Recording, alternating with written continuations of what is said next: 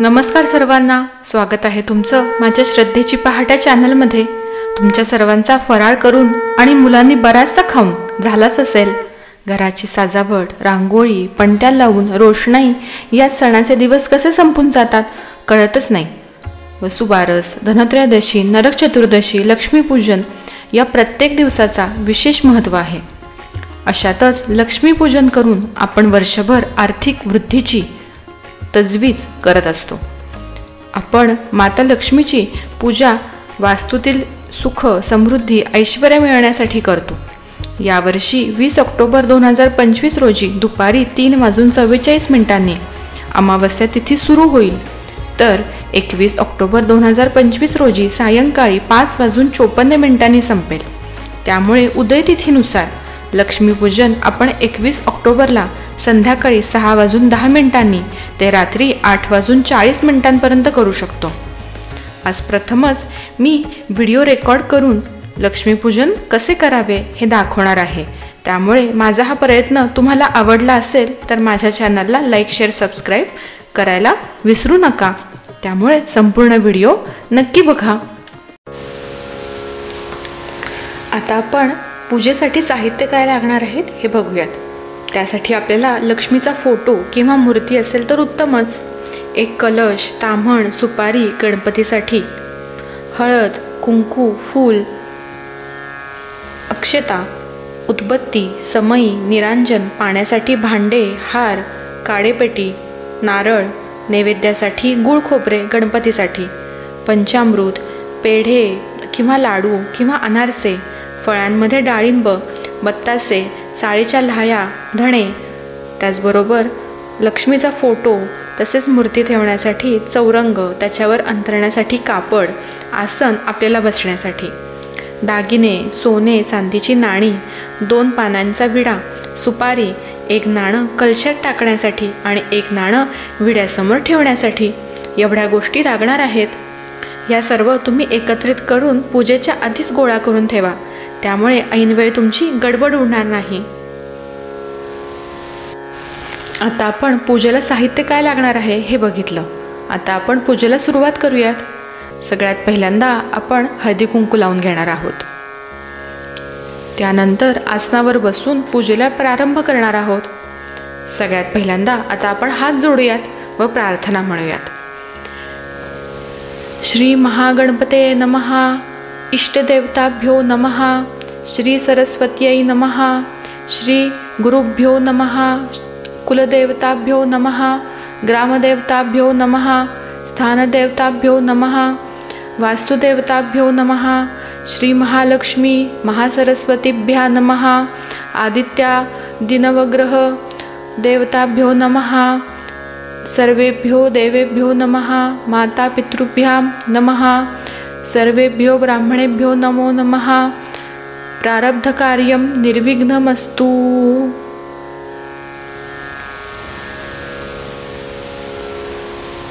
आता आपण प्रार्थना म्हटली। आता आपण संकल्प करणार आहोत। यामध्ये आपण आता हातात अक्षता व त्यामध्ये पळीभर पाण्यासह ते तामणात सोडून आपण संकल्प म्हणायचा आहे। आपण पुढं संकल्प मंत्र म्हणणारच आहोत, पण त्याआधी संकल्प घेणे म्हणजे काय हे आधी बघूयात। तुम्ही दररोज पूजा करत असाल त्यावेळी काही नियम पाळावे लागतात आणि ते पाळले तर देव प्रसन्न होतात आणि तुमच्या इच्छा पूर्ण करतात। शास्त्रानुसार कुठलीही पूजा करण्याआधी संकल्प करणं खूप गरजेचं असतं। पूजेच्या आधी संकल्प केला नाही तर पूजा सफळ होत नाही। संकल्पाविना पूजा केल्यास इंद्रदेवाला त्याचे फळ मिळते असं म्हटलं जातं। त्यामुळे कुठलीही पूजा करण्याआधी संकल्प करणं गरजेचं आहे। संकल्प करणं म्हणजे काय हे आपण बघूयात। संकल्प घेणे म्हणजे आपण इंद्रदेवाला आणि स्वतःला साक्ष ठेवून अशी प्रतिज्ञा करतो की मी हे कार्य इच्छापूर्तीसाठी करत असून ते मी अवश्य पूर्ण करेन।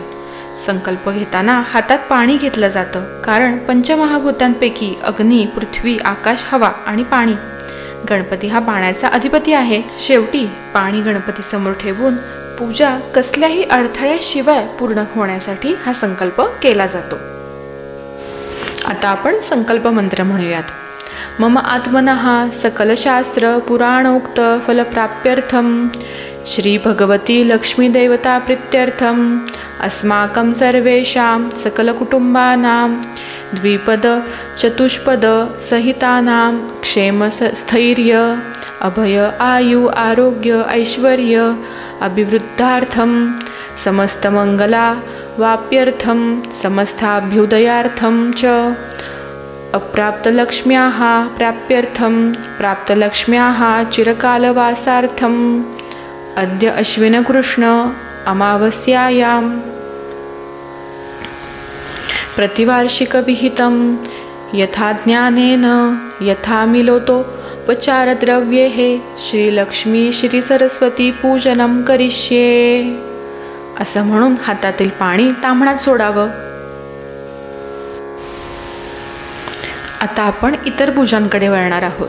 सगळ्यात पहिल्यांदा आपण भूमीला उजव्या हाताने स्पर्श करून नमस्कार करणार आहोत. त्यानंतर कलशपूजा, घंटापूजा आणि समई पूजा म्हणजेच दिवा पूजा करणार आहोत. आता पहिल्यांदा आपण कलशपूजा करूयात. यासाठी आपण गंध, फूल, अक्षता वाहणार आहोत. यानंतर आता आपण घंटापूजा करणार आहोत. यासाठी घंटेला आपण स्नान घालवून घेणार आहोत.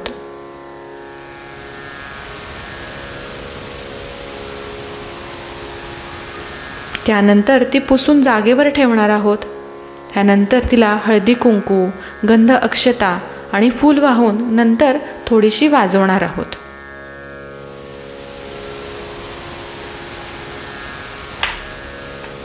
आता आपण यानंतर दीपपूजा करणार आहोत. समईला आपण हळदी कुंकू लावून घेऊयात. यानंतर गंध, फूल आणि अक्षता वाहून नमस्कार करणार आहोत.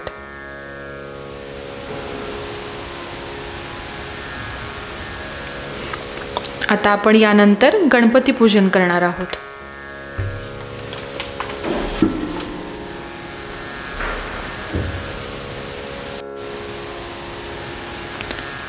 चौरंगावर उजव्या बाजूला आपण तांदूळ ठेवणार आहोत आणि त्याचं स्नान झाल्यानंतर आपण त्याच्यावर सुपारी ठेवणार आहोत. आता आपण तांबणामध्ये सुपारी ठेवूयात. त्याच्यावर फुलांनी पाणी घालूयात. आता आपण त्याच्यावर पंचामृत स्नान घालूयात. पंचामृत स्नानम समर्पयामी. यानंतर आता आपण त्याच्यावर परत पाणी घालणार आहोत. शुद्धोदक स्नानम समर्पयामी. जर का आपल्याकडे अत्तर उपलब्ध असेल तर आपण त्याला अत्तर लावू शकतो. यानंतर आता आपण गणपतीला एका कापडाने पुसून घेणार आहोत आणि त्या तांदळावर उजव्या बाजूला इथं आपण सुपारी ठेवणार आहोत आणि त्याचं ध्यान करून प्रार्थना करणार आहोत.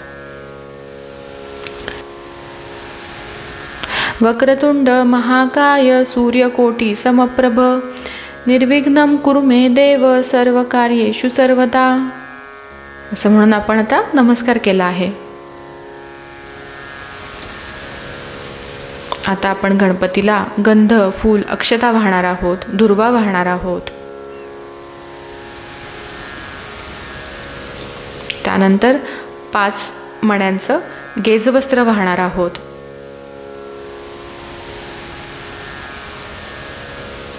जर आपल्याकडे जानवं उपलब्ध असेल तर आपण जानवं देखील गणपतीला वाहू शकतो.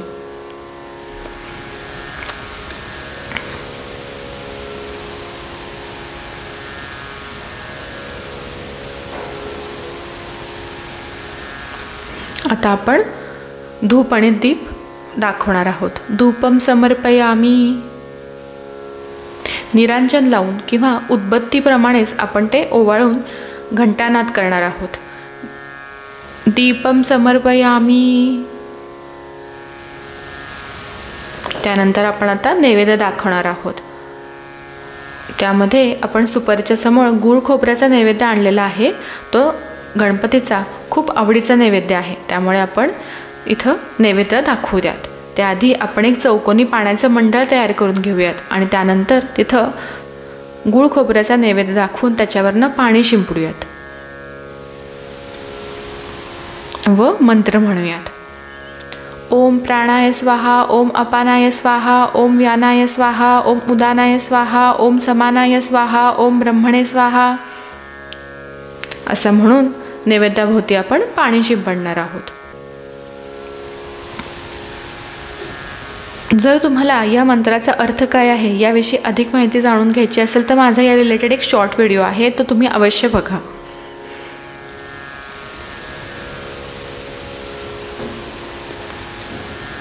यानंतर आता आपण दक्षिणा म्हणून विड्याची 2 पानं, त्याच्यावर सुपारी आणि दक्षिणा ठेवून त्याच्यावर पळीभर पाणी सोडूयात.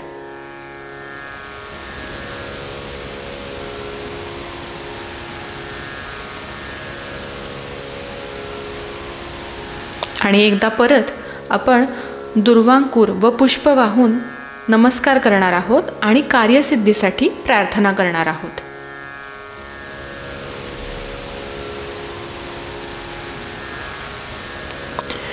श्री महागणपते नमः. दुर्वांकुरं मंत्रपुष्पं च समर्पयामि. नमस्करोमि.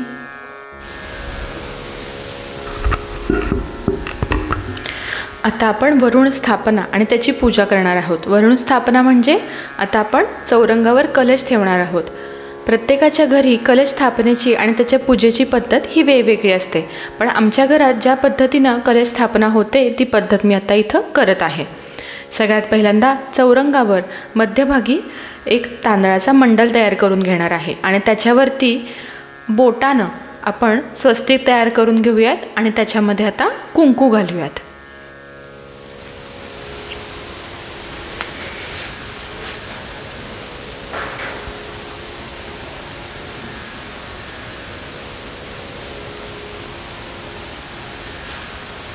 यानंतर आता आपण तिथं कलश ठेवणार आहोत, म्हणजेच कलशाची स्थापना करणार आहोत. कलशाला बाहेरच्या बाजूनं 3 बोटे उभे गंध लावून त्याला आपण फूल चिटकवणार आहोत. गंधाच्या ऐवजी आपण 1 बोट हळदीचं आणि 1 बोट कुंकवाचं अशी देखील बोटं आपण लावू शकतो. त्यानंतर कलशाच्या मध्ये पाण्यामध्ये अर्ध पाणी भरून कलश घ्यायचा असतो. त्यामध्ये दुर्वा घालायच्या असतात, सुपाऱ्या, फुलं, अक्षता, चांदीची किंवा सोन्याची नाणी शक्य नसेल तर आपण तिथं साधी आपली नाणी देखील घालू शकतो. त्याचबरोबर तुळशीपत्र, फुलं घालायची. हे सर्व घालून झाल्यानंतर त्याच्यावर ताम्हण किंवा धातूचं एक सुंदर तबक ठेवायचं. त्याच्यावर आम्ही आपल्या घरातील जे काही दागिने असतील, पैसे असतील, काही सोने चांदीची काही नाणी असतील ती सर्व आम्ही त्या धातूच्या सुंदर तबकावर मांडून ठेवतो.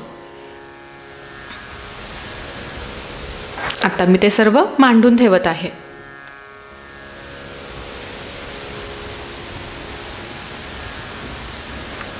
यानंतर आता आपण वरुण देवतेला आवाहन करण्यासाठी हात जोडून नमस्कार करणार आहोत. त्यांना गंध, फूल, अक्षता अर्पण करणार आहोत आणि त्यांची प्रार्थना करणार आहोत.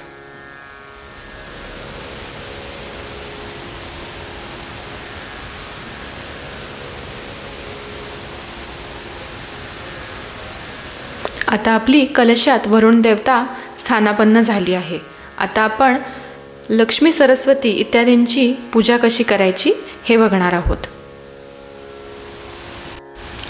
लक्ष्मी आणि सरस्वतीची तस्वीर जर का तुमच्याकडे असेल तर ती चौरंगावर तुम्ही भिंतीला टेकवून ठेवू शकता.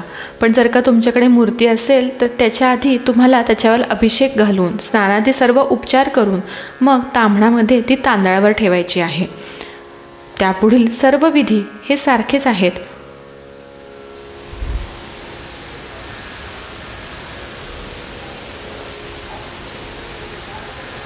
आता आपण लक्ष्मीचे ध्यान करून तिला नमस्कार करून आवाहन करणार आहोत. त्यासाठी मी हातामध्ये अक्षता घेत आहे आणि यात पुढील मंत्र म्हणत आहे. सर्वलोकस्य जननी शूलहस्तां त्रिलोचनां सर्वदेवमयीमिषां देवीं आवाहयाम्यहं. श्री महालक्ष्मी सरस्वतीभ्या नमः. आवाहनार्थे अक्षतां समर्पयामि. असं म्हणून आता मी अक्षता वाहिल्या आहेत. ज्या ठिकाणी देवीचं आसन आहे त्याच्या खालती देखील थोड्याशा अक्षता व्हायच्या आहेत. त्यानंतर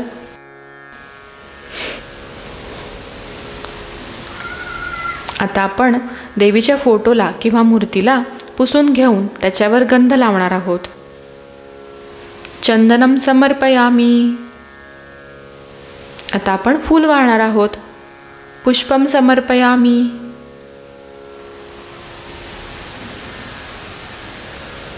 धूप किंवा उदबत्ती ओवाळणार आहोत आणि त्यावेळेला घंटानाद करणार आहोत. धूपम समर्पयामी. यानंतर आपण निरांजन एका हातात धरून एका हातात घंटानाद करत ओवाळणार आहोत. दीपम समर्पयामी.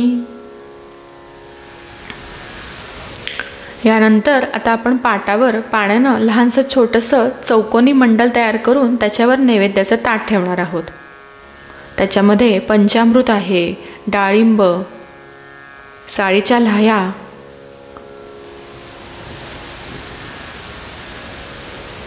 आणि बत्ताशे आहेत.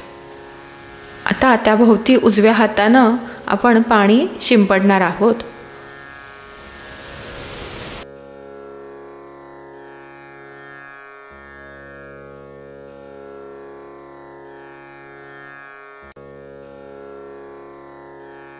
आणि पुढील मंत्र म्हणणार आहोत.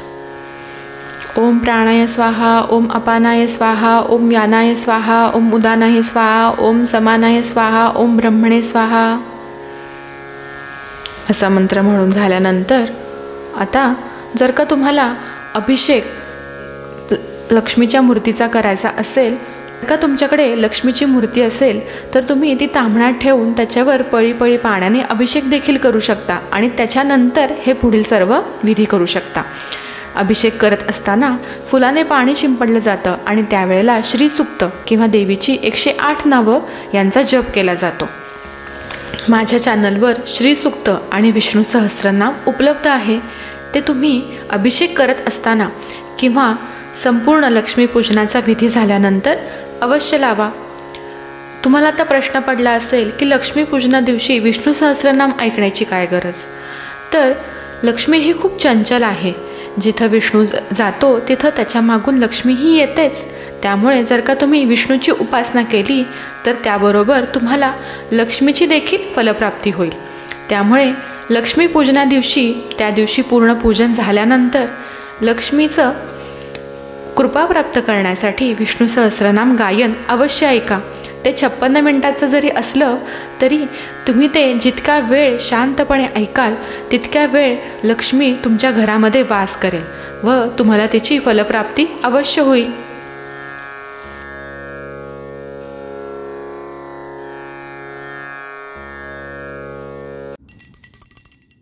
गणपतीची आरती. सुख करता दुःख हरता वार्ता विघ्नाची, नुर्वी पूर्वी प्रेम कृपा जयाची, सर्वांगी सुंदर ओटी शेंदुराची, कंठी झळके माळ मुक्ता फोळाची. जय देव जय मंगलमूर्ती, दर्शन मात्रे मन कामना पूर्ती. जय देव रत्न खचित फोरा तुझ गौरी कुमरा, चंदनाची ओटी कुमकुम केशरा, हिरे जडित मुकुट शोभतो बरा, रुंझुंटीनु पुरे चरणी घागरिया. जय देव जय मंगलमूर्ती, दर्शन मात्रे मन कामना पूर्ती. जय देव लंबोदर पीतांबर फणीवर वंदना, सरळ सोंड वक्र तुंड त्रिनयना, दास रामाचा वाट पाहे सदना, संकटी पावावे निर्वाणी रक्षावे सुरवर वंदना. जय देव जय मंगलमूर्ती, दर्शन मात्रे मन कामना पूर्ती. जय देव दुर्गे दुर्घट वारी तुझ विड संसारी, अनाथ अंबे करुणा विस्तारी, वारी वारी जन्म मरणाते वारी, हारी पडलो आता संकट निवारी. जय देवी जय महिषासुरमर्दिनी, सुरवर ईश्वर वरदे तारक संजीवनी. जय देवी त्रिभुवन बोनी पाहता तुझा ऐसे नाही, चारी श्रमले परंतु न बोलवे काही, साही विवाद करिता पडिलो प्रवाही, ते तू भक्ता लागे पावसी लवलाही. जय देवी जय महिषासुरवर्दिनी, सुरवरीश्वर वरदे तारक संजीवनी. जय देवी प्रसन्न वदने प्रसन्न होशी निजदासा, क्लेशापासून सोडवी तोडी भवपाशा. अंबे तुझ वाचून कोण पुरविल आशा, नरहर तल्लीन झाला पदपंकजलेशा. जय देवी जय महिषासुरमर्दिनी, सुरवरीश्वर वरदे तारक संजीवनी. जय देवी.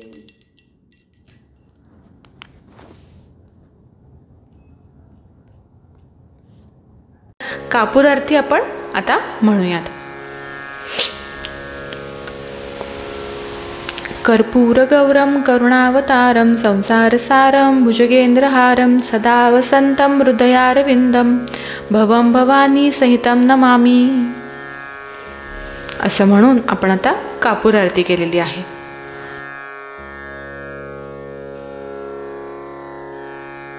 आपण आता लक्ष्मी गायत्री मंत्र काय आहे तो म्हणूयात. ओम महालक्ष्मीश्च विद्महे विष्णुपत्नीच धीमहि तन्नो लक्ष्मी प्रचोदयात्. श्री महालक्ष्मी सरस्वतीभ्या नमः मंत्रपुष्पं समर्पयामी. असं म्हणून आपण प्रदक्षिणा घालून नमस्कार करून प्रार्थना करणार आहोत आणि देवीला नमस्कार करणार आहोत.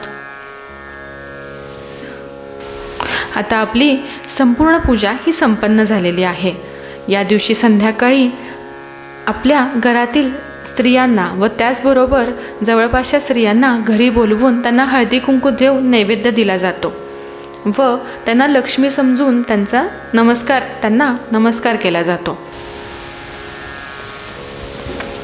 जर लक्ष्मीपूजन करणार असाल तर माझा हा संपूर्ण व्हिडिओ नक्की बघा आणि जर का तुम्हाला तो उपयुक्त वाटला असेल तर माझ्या चॅनलला लाईक शेअर सबस्क्राईब नक्की करा आणि श्री सूक्त आणि विष्णू सहस्रनाम मात्र अवश्य ऐका.